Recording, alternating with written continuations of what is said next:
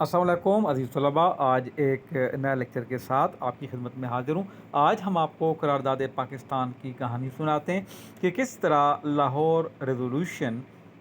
قرارداد لاہور پاکستان کی قرارداد بنی، یا لاہور ریزولوشن سے پاکستان ریزولوشن کا جو سفر تھا یہ جناح کی کامیابی کا منہ بولتا ثبوت تھا، اور کانگریس اور اس کے لیڈروں کی بوکھلاہٹ نے مسلمانوں کے لیے راستہ ہموار کر دیا۔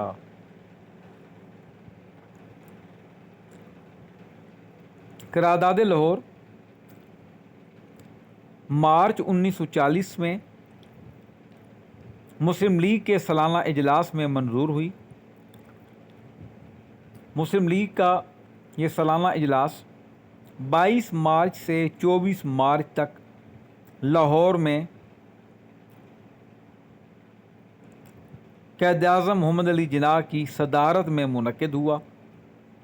اس وقت لاہور کا یہ پارک منٹو پارک کہلاتا تھا، لارڈ منٹو کے نام پہ۔ اب اس کو اقبال پارک کہا جاتا ہے، جہاں اب مینار پاکستان بھی ہے۔ اس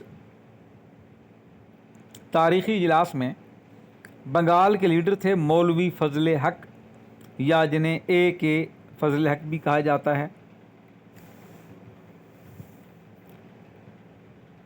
24 مارچ 1940 کو انہوں نے یہ قرارداد منظور کروائی۔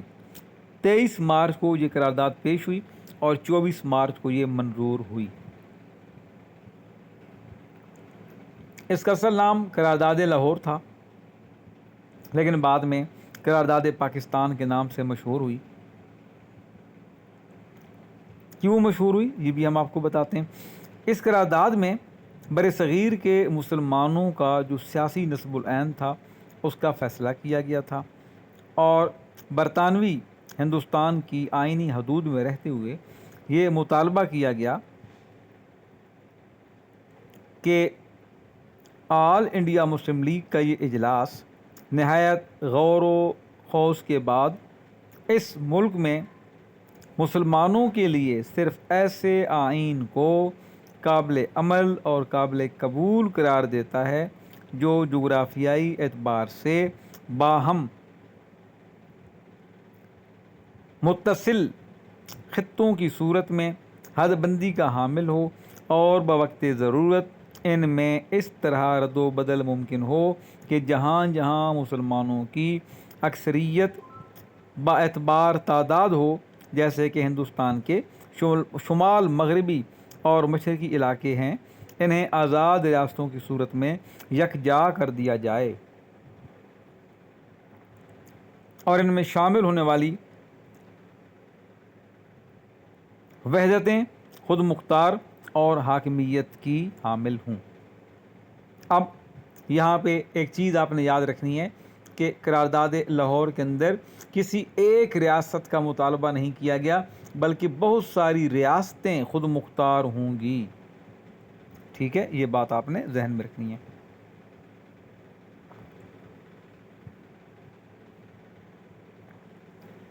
پھر قرارداد لاہور میں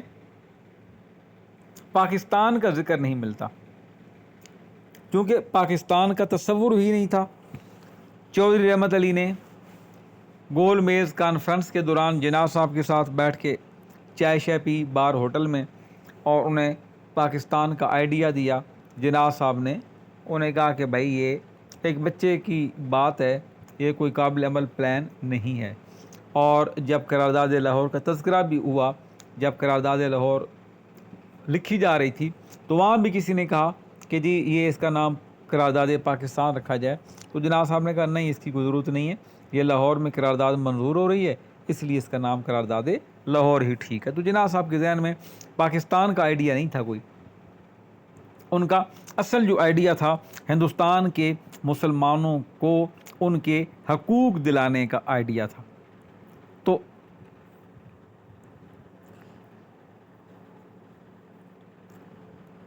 ہندوؤں نے اصل میں یہ گھبراہٹ کے عالم میں یا مسلمانوں کا طنز اڑاتے ہوئے کہا کہ جو کیا کہتے ہیں ہندو اخبارات جو ہیں انہوں نے کہا جی یہ قرارداد لاہور نہیں ہے، قرارداد پاکستان ہے، یہ ہمارا پاکستان بنانا چاہ رہے ہیں۔ دن کا جناز صاحب سمجھ گئے کہ ہندو جو ہے نا پاکستان کے نام سے چڑ کھاتا ہے، نفرت رکھتا ہے۔ جناز صاحب نے کہا ٹھیک ہے جی، اگر قرارداد پاکستان ہے تو قرارداد پاکستان ہی صحیح۔ تو ہندو پاکستان کے نام سے چڑھتا تھا اور جناح انہیں اور چڑھاتے تھے، یہ جناح صاحب کی خوبی تھی۔ انہوں نے پاکستان کو بطور طنز استعمال کیا۔ اچھا، چودھری رحمت علی نے پہلی بار 1933 میں پاکستان کا نام جو ہے وہ پیش کیا اور اس کا آزاد اور خود مختار جغرافیہ بھی پیش کر دیا، لیکن اسے سنجیدگی سے نہیں لیا گیا تھا۔ مسلم لیگ کا خیال یہ تھا کہ متحدہ ہندوستان ہی میں مسلمانوں کے مسائل کا حل تھا۔ اس کی بڑی وجہ یہ تھی کہ مسلمان برصغیر کے دور دراز علاقوں میں پھیلے ہوئے تھے اور ایسا کوئی خیال ہی نہیں تھا اور ممکن بھی نہیں تھا کہ کروڑوں کی آبادی کو ایک جگہ سے اٹھا کر دوسری جگہ منتقل کیا جا سکتا ہے۔ اور یہ تصور بھی انتہائی احمقانہ تھا کہ مسلم اکثریت کے علاقے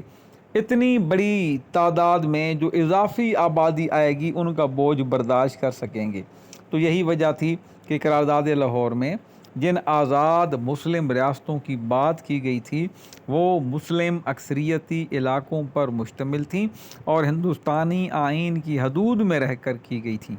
اور اسی میں پورے ملک کے مسلمانوں کا مفاد سمجھا گیا تھا۔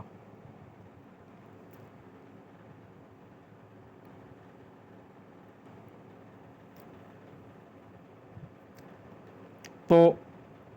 اپریل 1940 میں اسے کچھ مخالفین نے قرارداد لاہور کو قرارداد پاکستان کا نام دے دیا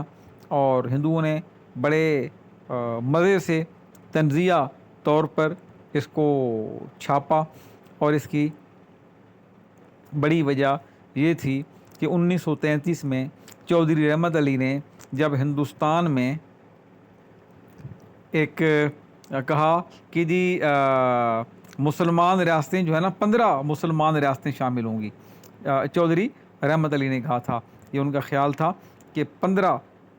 مسلمان ریاستیں پاکستان کے نام سے تشکیل دی گئی تھیں۔ تو اس وقت ان کا مذاق اڑایا گیا، یہ خیالی ریاستیں ہیں کہ جو آئیں گی یہاں، کہ افغانستان بھی شامل ہو، بنگال بھی شامل ہو اور پتہ نہیں ایران بھی شامل ہو، تو وہ ہو نہیں سکتا تھا پریکٹیکلی، تو اس کا مذاق اڑایا گیا۔ یہاں تک کہ جو مسلم لیگ کے حلقے تھے انہوں نے بھی چودھری صاحب کو کبھی سنجیدگی سے نہیں لیا کہ یہ بچہ ہے، اسٹوڈنٹ ہے، چلیں جی۔ تو پھر ہوا کیا کہ ہندو پریس نے جب اس قدر تنقید کی تو ضد میں آ کے مسلم لیگ نے اگلے سال 1941 کو اپنے جو اگلا سالانہ اجلاس تھا انہوں نے قرارداد لاہور کو قرارداد پاکستان جو ہے وہ کہہ دیا کہ ہم پاکستان بنائیں گے۔ پھر ہوا یہ، قدرت نے ساتھ دیا مسلمانوں کا، اور دوسری جنگ عظیم میں انگریز جو تھے وہ بڑی بری طرح شکست کھا رہے تھے، کسی کو پتہ نہیں تھا کہ انگریز ہندوستان سے جا سکتا ہے، کسی کا خیال ہی نہیں تھا۔ تو یہی وجہ تھی کہ مسلم لیگ جس آزادی کا مطالبہ کر رہی تھی وہ تو آزادی ہندوستان کے اندر آئینی حدود میں رہتے ہوئے مطالبہ کیا گیا، یعنی جو مسلم اکثریتی علاقے ہیں ان میں مکمل صوبائی خود مختاری کا مطالبہ کیا گیا تھا۔ لیکن اسی قرارداد کی بنیاد پر 1945-46 کے جب انتخابات ہوئے تو آل انڈیا مسلم لیگ نے قائد اعظم کی قیادت میں مرکزی اور صوبائی اسمبلیوں میں بھاری نشستیں جیتیں اور ہندوستان میں مسلمانوں کی واحد نمائندہ جماعت جو کہلانے کا دعویٰ کر رہی تھی مسلم لیگ اس نے پورا کر دیا، اور جو کانگریس کہتی تھی کہ وہ تمام ہندوستانیوں کی نمائندہ جماعت ہے جس میں ہندو مسلمان سارے شامل ہیں، تو وہ مسلم اکثریتی سیٹوں پر نہ جیت سکے۔ تو اس طرح کیا ہوا کہ ان کا دعویٰ کانگریس کا غلط ہو گیا۔